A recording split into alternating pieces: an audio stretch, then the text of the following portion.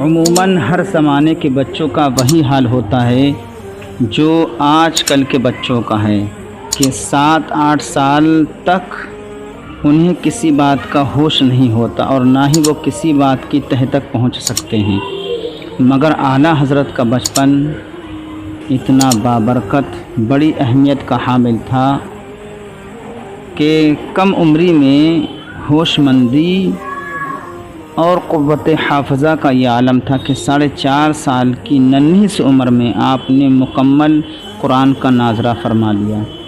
6 سال کی جب عمر ہوئی تو ربیع الاول کے مبارک مہینے میں میلاد النبی پر آپ نے ایسا خطاب کیا، قرآن و حدیث کے ایسے دلائل کے انبار آپ نے لگائے کہ بڑے مجمع میں آپ نے یہ خطاب فرمایا۔ بڑے بڑے علماء یہ نقاط اور دلائل دیکھ کے حیران رہ گئے، اور 6 سال ہی کی عمر میں آپ نے بغداد کی سمت معلوم کر لی۔ ساری زندگی اس کی جانب آپ نے قدم نہیں کیے اور بڑا ادب کرتے تھے۔ نماز پنجگانہ بجماعت تکبیر اولیٰ کے ساتھ آپ پڑھتے، اور جب کوئی خاتون سامنے آ جاتی آپ فوراً نیچی نظریں کر لیتے۔ آپ کی یہ زندگی تھی۔ بچپن کا ایک واقعہ اور علماء اکرام فرماتے ہیں کہ حضور اعلیٰ حضرت کے گھر پہ ایک مولوی صاحب قرآن مجید پڑھانے آیا کرتے تھے۔ ایک روز کی بات ہے کہ مولوی صاحب کسی آیت کریمہ کے بارے میں بار بار لفظ زبر پڑھا رہے تھے، لیکن اعلیٰ حضرت اس کو زیر پڑھ رہے تھے۔ تو یہ کیفیت آپ کے دادا جان نے دیکھی تو آپ نے ان سے قرآن منگوایا اور دیکھا واقعی اس میں زیر تھا، کاتب نے غلطی سے زبر لکھ دیا۔ تو اعلیٰ حضرت کے دادا جان نے کہا کہ بیٹا، جب مولوی صاحب تم کو پڑھا رہے تھے زبر تو تم زبر ہی پڑھ لیتے۔ تو عرض کی میں ارادہ کرتا تھا مگر زبان پر قابو نہ تھا۔ اللہ اکبر! آپ ذرا غور فرمائیے کہ اللہ رب العزت آپ کو کتنا پسند فرماتا ہے، آپ سے کتنی محبت فرماتا ہے کہ زبان پر وہ لفظ جو قرآن میں نہیں ہے وہ نکالنے نہیں دیتا۔ اعلیٰ حضرت خود فرماتے ہیں کہ میرے استاد جن سے میں ابتدائی کتاب پڑھتا تھا، جب مجھے سبق پڑھا دیا کرتے 1-2 مرتبہ دیکھ کر میں کتاب بند کر دیتا، اور جب وہ سبق سنتے تو حرف بحرف لفظ بلفظ ان کو سبق سنا دیتا۔ روزانہ کا یہ میرا معمول تھا۔ تو اس منظر کو دیکھ کے وہ بڑا تعجب میں پڑ جاتے۔ ایک دن مجھ سے فرمانے لگے، احمد میاں، تم یہ بتاؤ کہ تم آدمی ہو یا جن ہو؟ مجھ کو پڑھاتے دیر لگتی ہے، تم کو یاد کرتے دیر نہیں لگتی۔ تو پھر میں نے کہا بحمدہ تعالیٰ میں انسانی ہوں، جن نہیں ہوں، یہ اللہ کا شکر اور اس کا فضل ہے میرے اوپر۔ اللہ اکبر! پہلا فتویٰ اعلیٰ حضرت نے صرف 13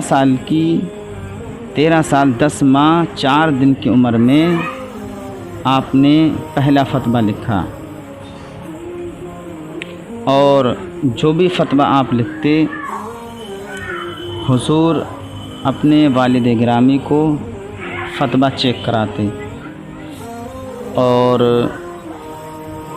13 سال 10 ماہ 4 دن کی عمر میں آپ نے پورے عالم بن گئے، مکمل عالم، فاضل، حافظ، مدرس، مقرر، سب کچھ بن گئے۔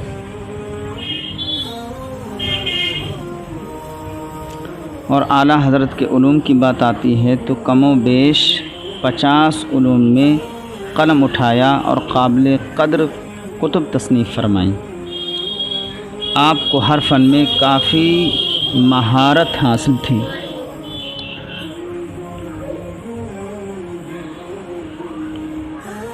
علم توقید میں اس قدر کمال حاصل تھا کہ دن کو سورج اور رات کو ستارے دیکھ کر گھڑی ملا دیتے، وقت بالکل صحیح ہوتا اور کبھی 1 منٹ کا بھی فرق نہ ہوا۔ علم ریاضی میں آپ کا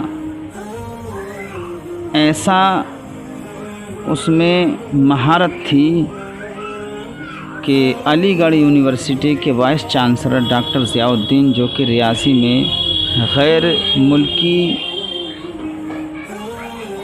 ڈگریاں حاصل کیے ہوئے تھے اور ریاضی کا مسئلہ پوچھنے کے لیے آپ جرمن جانے والے تھے، تو کسی نے کہا کہ آپ اعلیٰ حضرت کی بارگاہ میں جائیے، آپ کا وہ مسئلہ حل کر دیں گے۔ پروفیسر نے کہا کہ وہ ایک عالم دین ہیں، مولوی ہیں، وہ میرا کیا مسئلہ حل کریں گے؟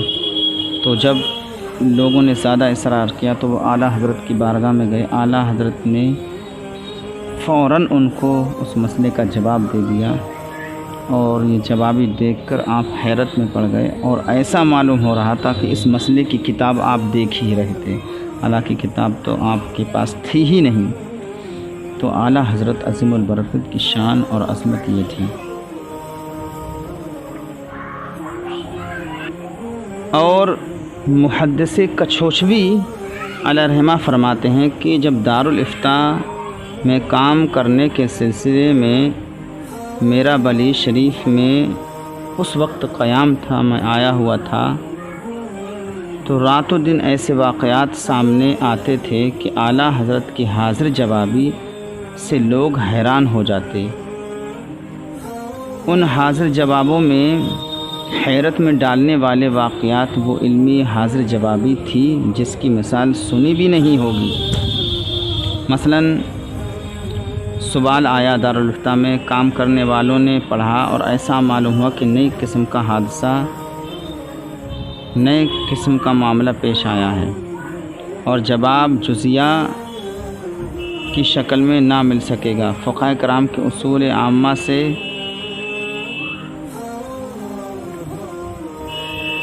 استنباط کرنا پڑے گا، یعنی فقہاء اکرام کے بتائے ہوئے اصولوں سے مسئلہ نکالنا پڑے گا۔ اعلیٰ حضرت کی خدمت میں حاضر ہوئے، عرض کیا عجب نئے نئے قسم کے سوال آ رہے ہیں، اب ہم لوگ کیا طریقہ اختیار کریں؟ فرمایا یہ تو بڑا پرانا سوال ہے۔ ابن حمام میں فتح القدیر کے فلاں صفحے پر، ابن عابدین نے در المختار کے فلاں جلد اور فلاں صفحے پر لکھا ہے۔ فتاوی ہندیہ میں خیریہ میں یہ عبارت صاف صاف موجود ہے۔